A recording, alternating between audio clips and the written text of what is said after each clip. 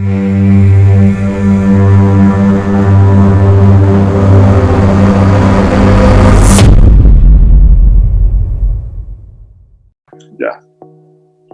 Muy buenos días. El día de hoy vamos a presentar para el cerebral infantil. Mi grupo está conformado por Sergio Pachón y Brian Infante. Entonces, ¿qué es? La parálisis cerebral infantil es causada por el desarrollo anormal del cerebro o por los daños en el cerebro que afectan las capacidades de la persona para controlar los músculos.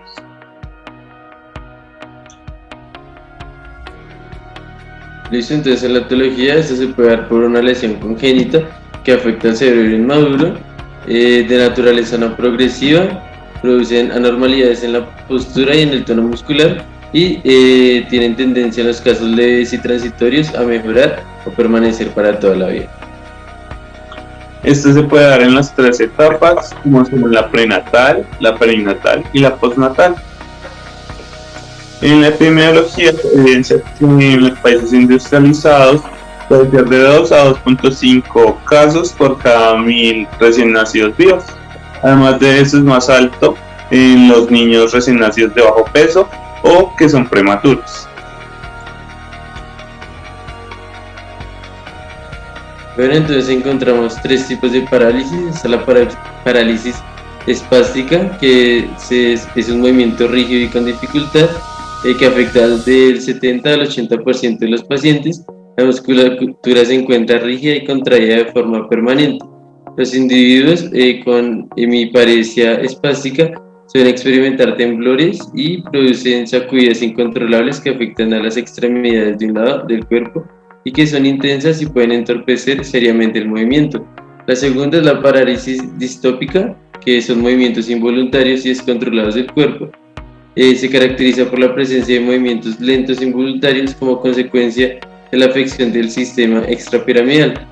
Afecta aproximadamente del 10 al 20% de los pacientes y se pueden presentar espasmos y posturas anormales que afectan el eje del cuerpo.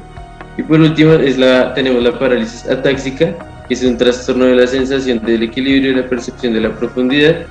Predominan los signos de disfunción cerebelosa y las personas afectadas caminan de forma inestable con aumento de la base de sustentación y experimentan dificultades cuando intentan movimientos rápidos y precisos como al escribir o abotonar una camisa, y afecta al 5 o al 10% de los pacientes.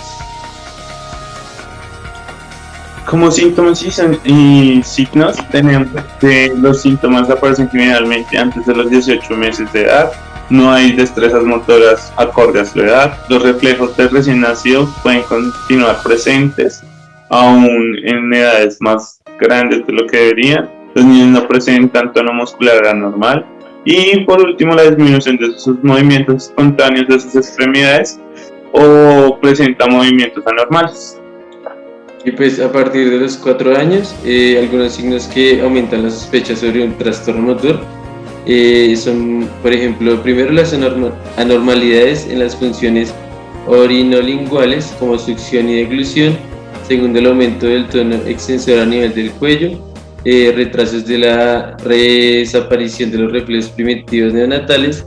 Dificultad o fracaso para mantener su peso sobre los antebrazos en posición prona.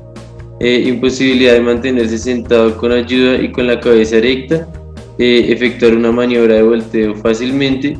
Y por último, demostrar poco interés social o interferencia en los estímulos visuales con conducta visual anormal. Como movimientos anómalos que podemos tener en los niños con espasticidad, tenemos los hombros en aducción y rotación interna, tenemos el codo en semiflexión, el antebrazo en pronación, la muñeca en semiflexionada, la mano en puño, y en el miembro inferior tenemos flexión de cadera, aducción de cadera, flexión de rodilla, pie equino o varo, y tenemos la hiperextensión del primer dedo, como se puede observar en la siguiente imagen.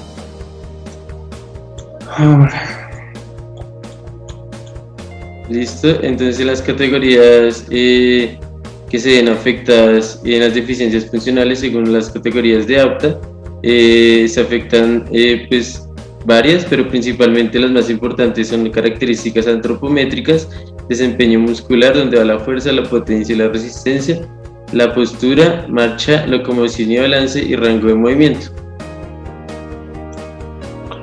Como tratamiento fisioterapéutico debemos cumplir con varios objetivos, los cuales son mantener la flexibilidad muscular, el rango de movilidad articular, la fuerza y la coordinación del sujeto.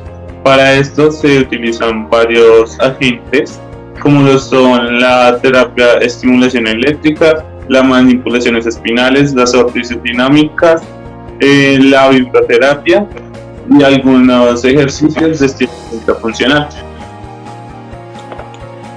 Ahora sí. Y por último, el artículo que escogimos se llama Ejercicio de estiramiento funcional, presentado para niños displégicos espásticos, un estudio de control aleatorio. Entonces, la importancia de este artículo es estudiar el efecto del ejercicio de estiramiento funcional en niños diplégicos.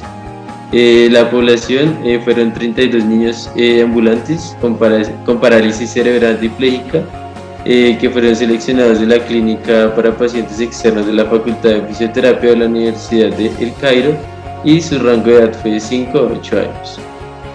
Para la intervención, el grupo control recibió el programa de fisioterapia seleccionado, que incluían entrenamiento funcional, ejercicios de equilibrio, control del tronco y ejercicios de estiramiento pasivo de los flectores de la cadera, aductores de la cadera, los isquiotibiales y los músculos de la pantorrilla.